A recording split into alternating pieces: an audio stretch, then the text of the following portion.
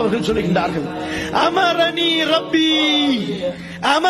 ரப்பி அன் உஃபிய லிஹ்யதி வ அகுஸ்ஸ ஷாரிபி.